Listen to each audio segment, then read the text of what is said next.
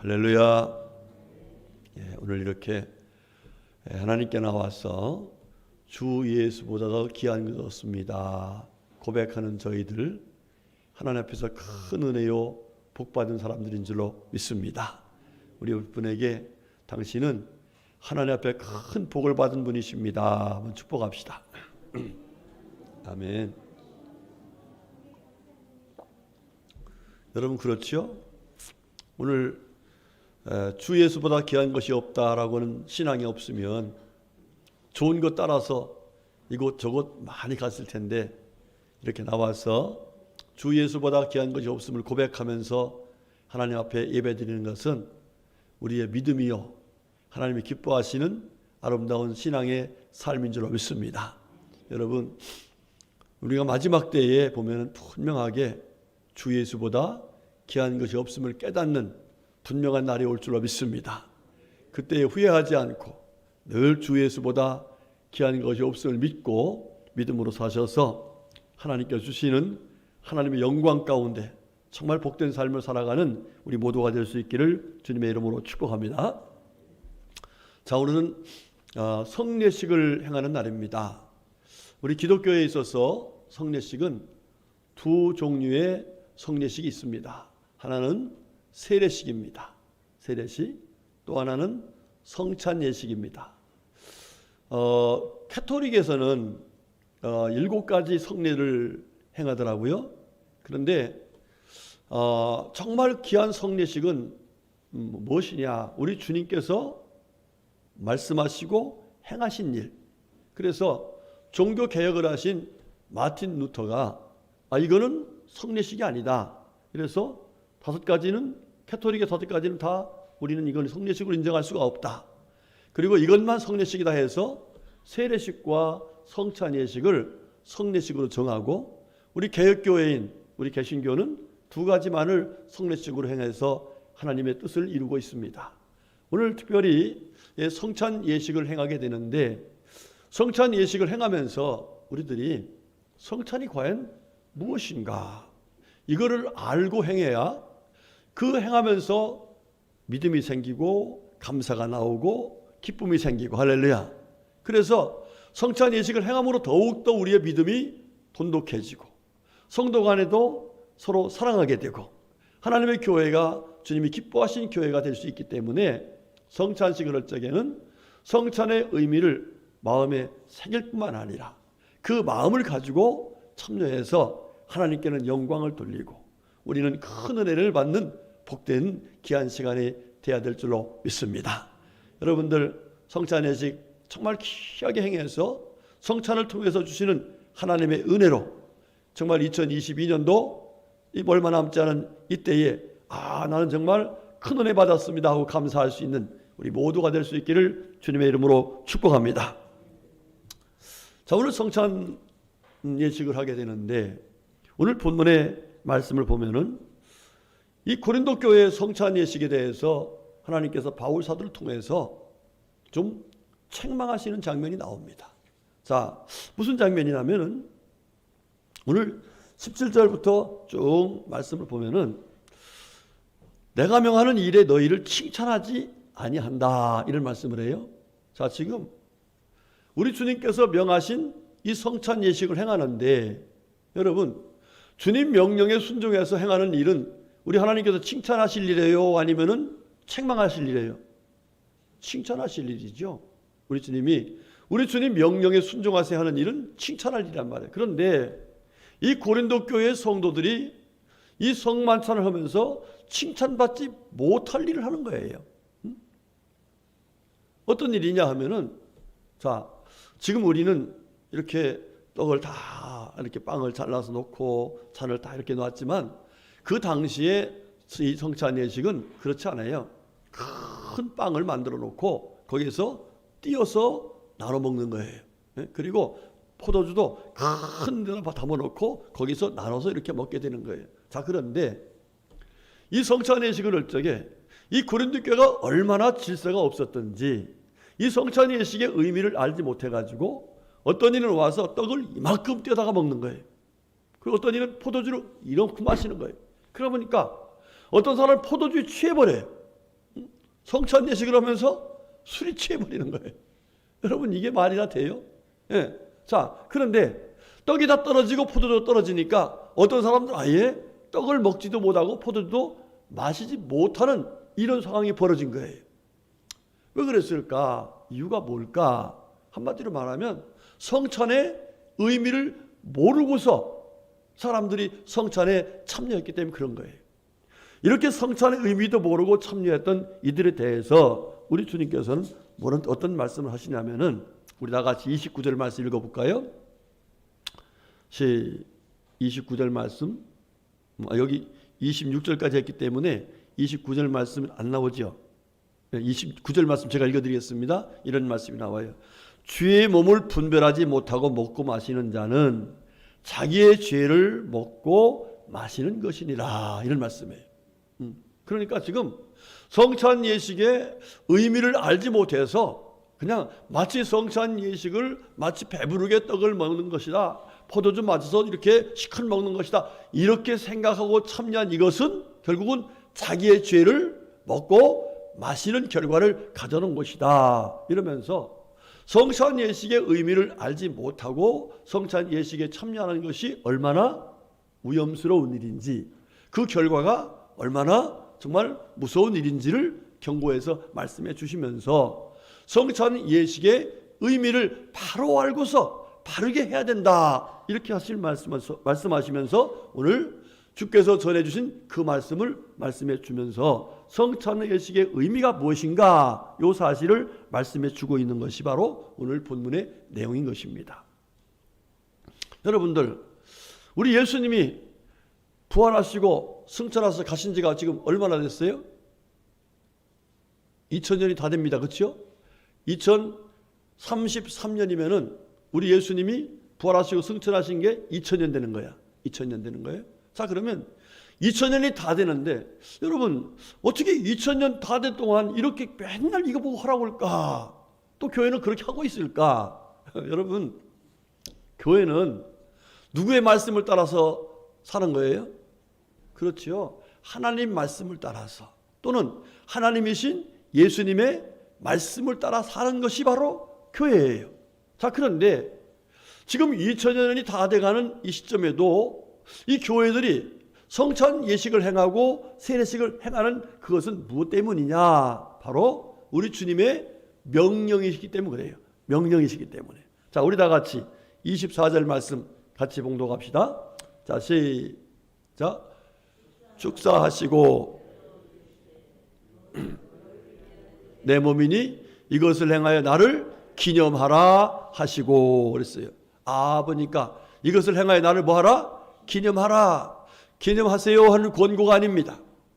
기념해도 좋다 이런 얘기가 아니에요. 기념하라. 명령이에요. 하나님의, 주님의 명령입니다. 자, 여러분, 이 성찬 예식뿐만 아니라 세례도 마찬가지예요. 여러분, 어떤 분은 난 세례 받기 싫어요, 세례 안 받을래요, 이런 분들이 있는 분이 있어요. 여러분, 근데 세례를 꼭 받으셔야 되는 거예요. 왜냐? 마태복음 28장 18절 이하의 20절까지 말씀 보면은 19절에 특별히 이런 말씀이 나와요. 그러므로 너희는 가서 모든 민족을 제자로 삼아 아버지와 아들과 성령의 이름으로 세례를 베풀고 그랬어요.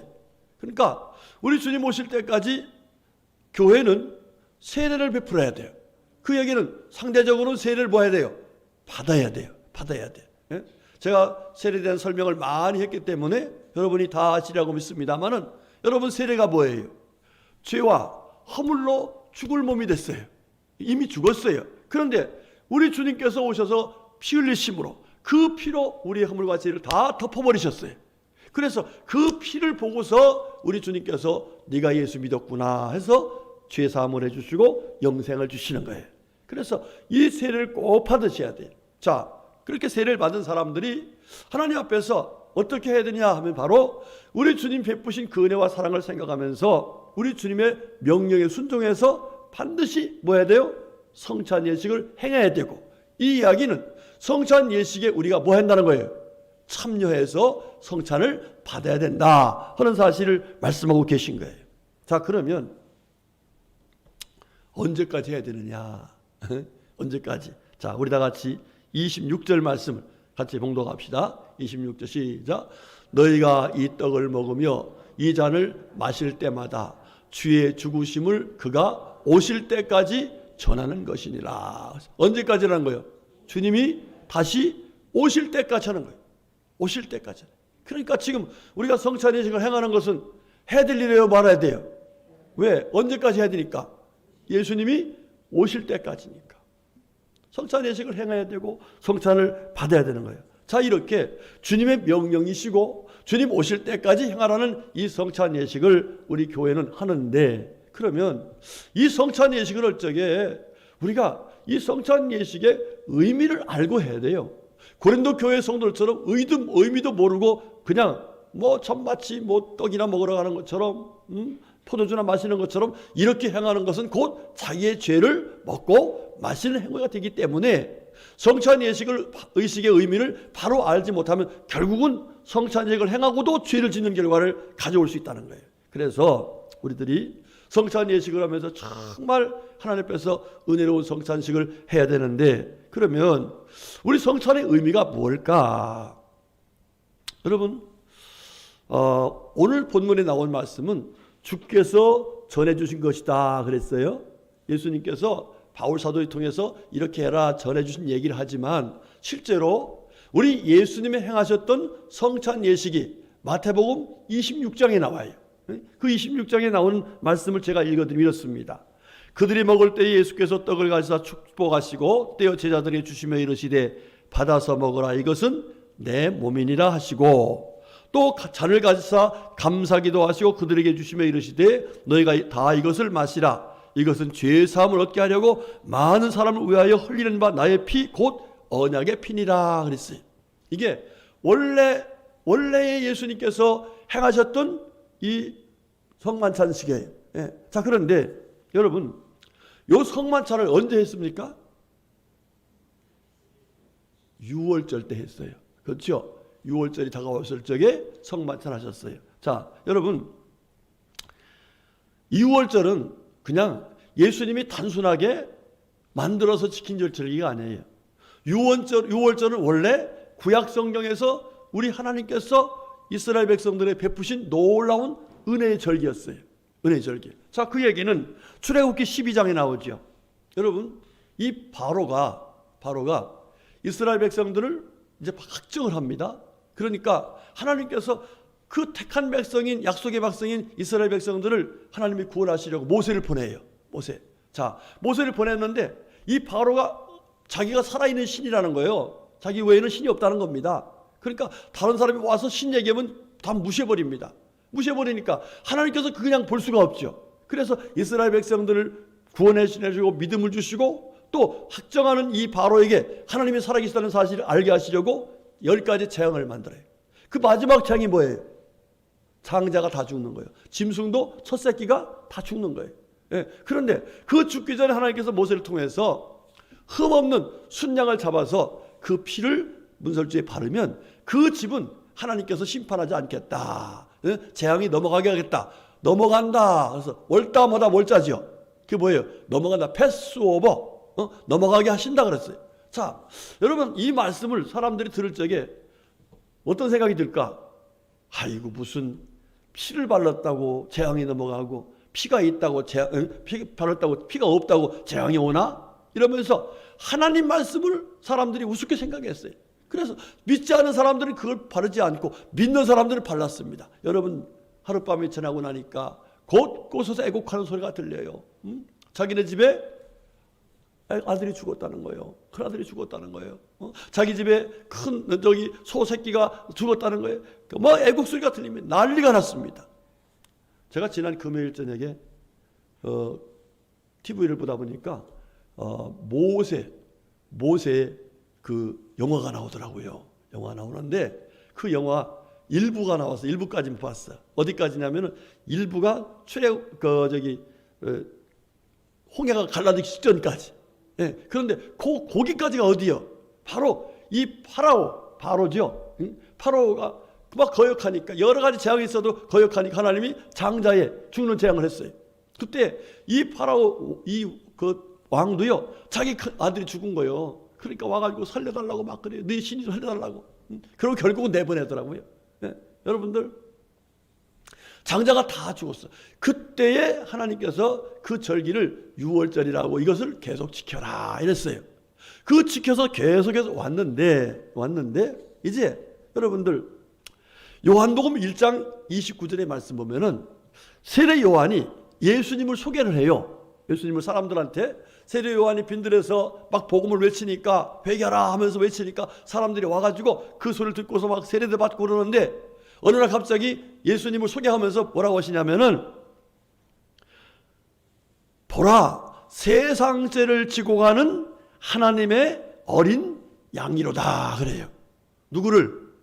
예수님을 세상 죄를 지고 가는 하나님의 어린 양이로다 이렇게 소개했단 말이에요. 그런데 그 예수님께서 여러 가지 기사와 표적을 행하시면서 하나님의 아들이신 것을 말씀하시고 천국 복음을 증거하시다가 이제 유월절이 다가왔어요. 유월절.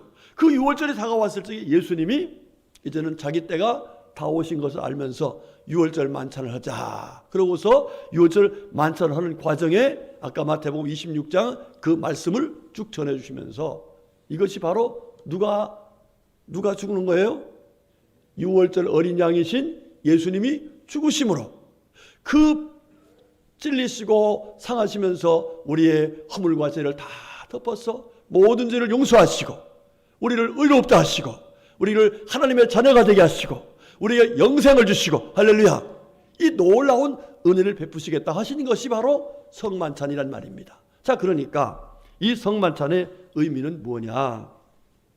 한마디로 허물과 죄로 죽었던 우리가 예수님 어린 양 대신 이 유월절 어린 양 대신 예수님이 죽으심으로 대신 죽어서 우리의 모든 죄를 다 해결하시고 아멘 할렐루야. 예, 여러분 그렇습니다. 우리의 주님께서 십자가에 달려 죽으실 적에 마지막으로 하신 일이 뭐예요? 다 뭐했다? 이루었다. 하나님의 뜻을 다 이루어서 우리 모든 믿는 자들에게 허물과 죄의 문제를 해결해 주신 은혜를 베푸셨다. 이렇게 선포하신 거예요. 그래서 우리 성만찬의 의미는 그냥 가서 아이고 뭐 오늘 떡 준대 별것도 아닌 것 뭐 가지고 뭐야 이렇게 생각하는 것이 아니라 예수님의 살과 피로 나의 허물과 죄를 다 써주시는 그 놀라운 은총을 베푸셨습니다 해서 죄사함의 그 은총을 감사한 마음으로 성만찬에 참여하시는 거예요. 아멘이시죠? 믿으시길 축복합니다. 예, 제가 그때 누구랑 갔었지요? 그때 가신 분이 누구신가 모르겠네. 인도의 교회 갔을 적에 성만찬 참석했던 장로님 누구세요? 새 장로님이신가요? 김 장로님이신가? 인도의 어느 교회를 갔습니다. 어느 교회를 갔는데 그날 마침 성만찬 하더라고요. 성만찬. 김병만 장로님 기억나시죠? 성만찬 하는데 그분들은 우리는 이렇게 나와서 이렇게 딱 하는데 그분들은 가면은 의자가 쫙 있는데 딱 무릎을 꿇더라고. 무릎을 꿇고서 이제 목사님이 주시는 떡을 받아 먹고 포도주를 받아 마시는. 그런데 그때 그분들이 그 떡을 먹고 받아 포도주를 마시는 그분들의 얼굴을 저는 잊을 수가 없어요. 그냥 너무 감격, 너무 감사, 어떤 흐느끼고 그렇게 감동 속에 하더라고. 감동 속에. 여러분 무엇 때문에 그렇게 감격과 감동 속에 성만찬에 참여할 수 있겠어요? 무엇 때문에? 아니 이 하찮은 떡 주는데 이 뭐 포도주 이거 쬐끔 이만큼 뭐 병아리 눈물만큼이나 되나 이렇게 정말 웃기는 정도로 주는데 이걸 받아 먹고 왜 그렇게 감격하고 이렇게 감동하나 이 말이에요.